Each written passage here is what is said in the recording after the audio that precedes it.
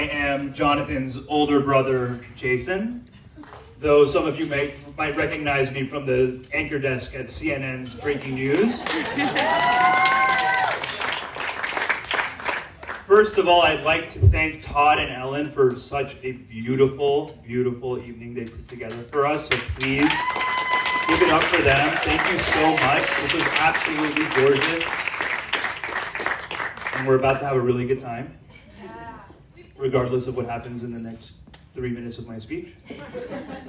So a few months ago, I was speaking with Jonathan, and he said, I really don't want you to give the speech at my wedding, but none of my friends are able to come. So here we are. Let me tell you a little bit about our relationship, my relationship with Jonathan. We met in the 80s. You think he's cute now, you should have seen him back then. And something about Jonathan that you'll all appreciate is that he always wanted to be like his older brother. And not only did he want to be like his older brother, he wanted to be better than his older brother in every way. So I played basketball and water polo. Jonathan played basketball and water polo, but better. I started to play piano. Jonathan became a concert pianist. I kept kosher, Jonathan kept more kosher. I got a hairy chest, Jonathan got an afro. I got into UC Irvine, a pretty good college. Jonathan got into UCLA, a much better school. I became a moderately successful businessman. Jonathan is fighting COVID on the front lines, right in the middle of New York City.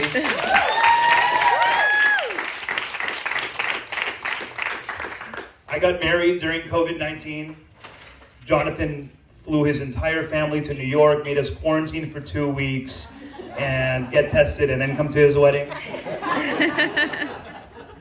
And actually, it sounds like Jonathan even tried to be like me on dates. So I asked Danielle what their first date was like, and she said, he was really overly animated, and he kept wanting me to take tequila shots. So Chantel and I's first date was at a tequila bar, so I think that he learned a little something from me there as well. But luckily he got his stuff together after that.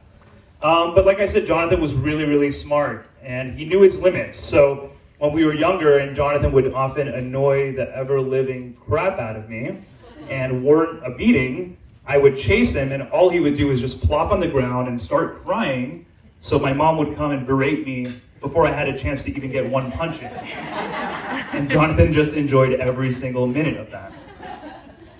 And we always joke that Jonathan is my mom's favorite. But the truth is that my mom loves us all equally. Except she just loves Jonathan a little more equally than the rest of us. When Jasmine comes home and she lays down after a hard day's work, she lets out a big sigh. It's like, oh, and then mom is like, are you tired? And she's like, yeah, a little. She's like, well, what about Jonathan? He's across the country working 24 hours a day. I think the people at the UPS store know my mom by a first name basis because she'll just freeze dry every single one of Jonathan's favorite foods and make sure that he's always has something to eat, because if she's not watching him eat, she thinks he's starving. So anyways, Jonathan is an amazing, amazing person. He was a coach, he was a team captain, he was an all-star volleyball player and MVP. A lot of amazing characteristics that we can really just sit here and just spend all night talking about Jonathan. But the one characteristic I think that describes him the best is he's courageous.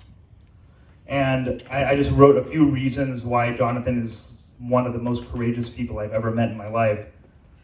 Jonathan got up and moved to Israel to become a paramedic, a country he didn't know the language of, didn't know what he was doing, and got up and moved there. One time when we were younger, we went to Nick Van Exel's basketball camp. Jonathan played one-on-one against his favorite basketball player, Nick Van Exel from the Lakers, and he won. Jonathan has the courage to wear workout clothes to whatever event he's going to. He has the courage to... Jonathan and I had really crappy teeth growing up, and we had braces and retainers and headgear. And Jonathan had the courage of wearing the headgear that he was given to school every day. And if you guys don't believe me, I'm just going to show you this.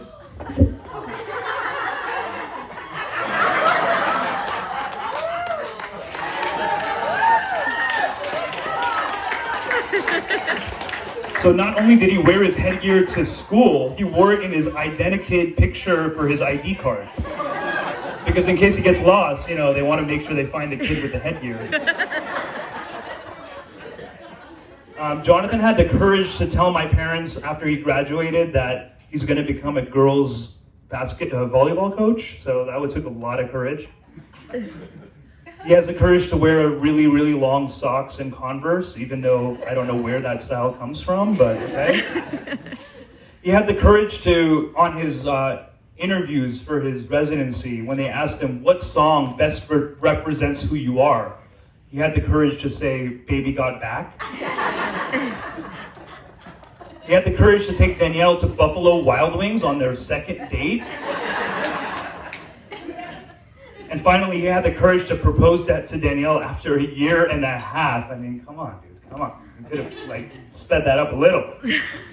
So we went through a lot to get to this day, but I knew that nothing would let us stop from this. Let a little thing like a global pandemic and mandatory quarantines and riots and chaos in the country get in the way of Jonathan marrying Danielle.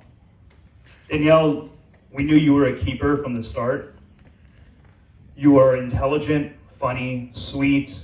You learned Farsi. You won over our grandmother, Patty June. And most importantly, you make Jonathan happy in a way that I never could. Jonathan is so insanely in love with you. I honestly have never seen him like this. Jonathan told me that he knew you were the one after you spent the weekend with my family. He said that if she can survive that, she can survive anything. She's the one. Now, I think that one thing that proved to me that you were the one for Jonathan, ironically, was toilet paper. You see, my brother, he has an extremely hairy butt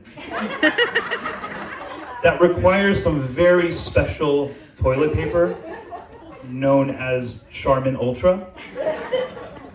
He's so dependent on his toilet paper that he would take 2 rolls on family vacations and put it in the hotel safe to make sure that the cleaning people don't take it away.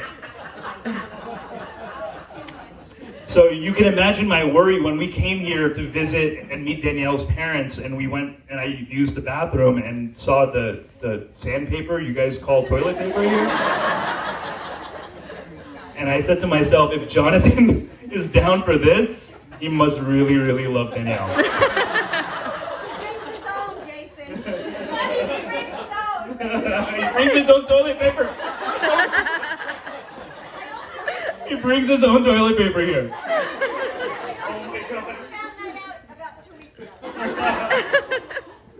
Oh my God.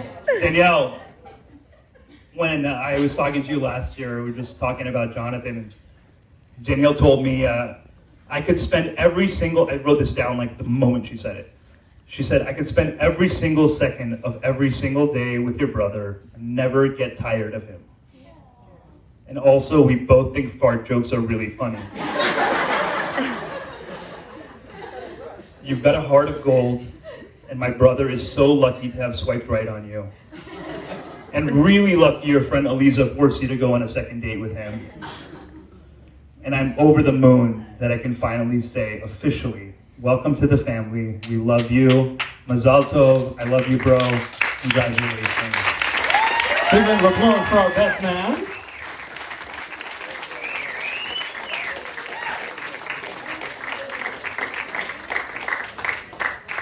And before he goes,